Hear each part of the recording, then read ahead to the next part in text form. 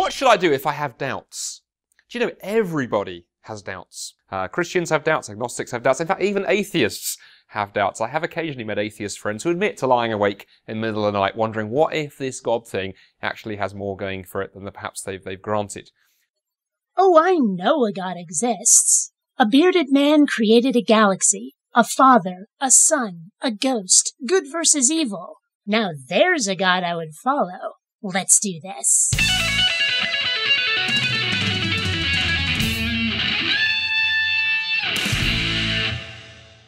Greetings, fellow space travelers. BionicDance here. I describe myself as a skeptic.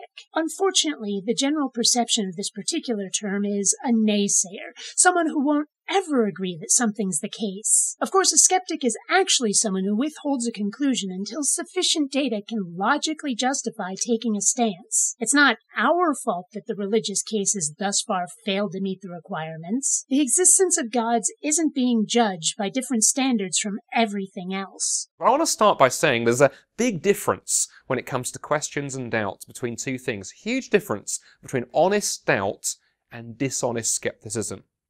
Big difference between honest doubt and dishonest skepticism. What's the difference? Well, an honest doubter says, look, I've got these questions, I've got these doubts, but I want to find an answer. A dishonest skeptic says, I have these questions and I don't want to find an answer, because not having an answer means I can hide from the possible implications of Christian faith. What do you want to bet that Andy here thinks that any conclusion other than Christianity being true is dishonest skepticism? Would it shock any of us to discover that this is part of his mindset?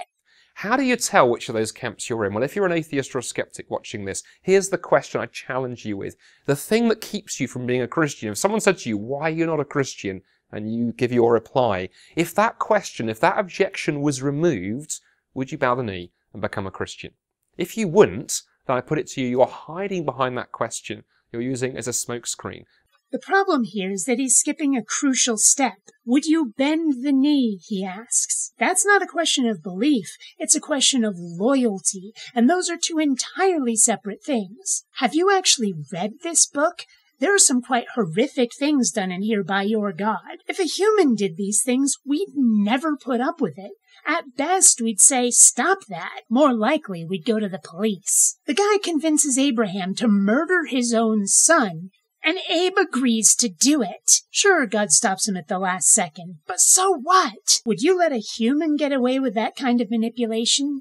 I sure wouldn't. God nukes 2 cities because he doesn't like the kind of consensual sex people are having there. If a human pulled off that kind of orbital strike, we'd consider them a villain on the level of Lex Luthor. And you want me to bend the knee to this guy? A guy that makes Hitler look like a pipsqueak? Fuck no. I'd be on that quest for the magic ring or flaming sword that could kill the bastard. And this has nothing to do with my skepticism or my belief. I could accept your God with sufficient evidence, but my loyalty is an entirely separate question. But what about people who are genuinely wrestling with doubt? Well, the Bible says some quite positive things here, actually. Jesus said, come to me, seek, and you will find. I genuinely believe that if you push into your questions, there are answers to all of the difficult questions about faith. That certainly might be my experience of following Jesus for 25 years. Well, it hasn't been my experience. But then, I suspect that my investigations have been rather less biased than Andy's. After all, he talks about faith. If one uses faith instead of facts, and uses that to come to a conclusion,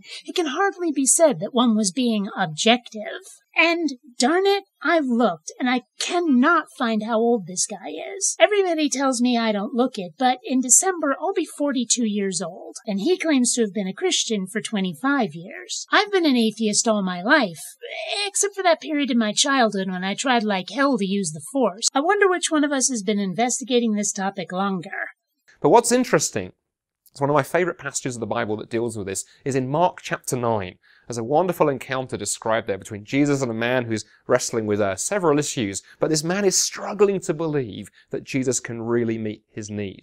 And he looks at Jesus and says, Lord, I believe, I do believe in you. Please help my unbelief. You see what I mean about not being objective? The guy starts by saying he believes in God, and then asks for his doubts to be taken away. That's not critical investigation. That's not healthy skepticism. That's begging for what you want to turn out to be true. And I think that's a beautiful prayer to hold on to as Christians, because you're not an inferior Christian for having doubts. You are if you stay parked in them. But if you bring those to Jesus and go, Lord, I'm struggling to follow you, but I want to follow, I want to believe, help my unbelief. Okay, I guess it's fair to say that you're a bad Christian if you don't let go of your doubts. But that doesn't make you, as he likes to put it, a dishonest skeptic. He doesn't seem prepared to accept as a possibility the idea that his God doesn't actually exist, and his only allowable conclusion is belief. Intended or not, that's the impression he's managed to convey. There's a place for honest doubt. Dishonest skepticism, though, is a dangerous thing indeed, and I challenge you, if you are in that camp, leave it behind and take a fresh look at Jesus with honest eyes. Lord, I believe. Help my unbelief. If you have to start from Lord, I believe, it's already a lost cause. Hell, if it even starts from I believe, you've already gone off the rails. The right place to start is give me evidence. Give me a reason to think what you've told me is true. Give me something I can independently test and verify. Give me a reason to believe that doesn't involve faith. In fact, I don't want to believe.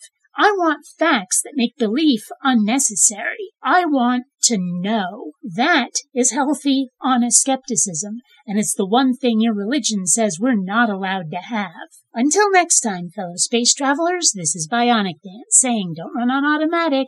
Instead, please think.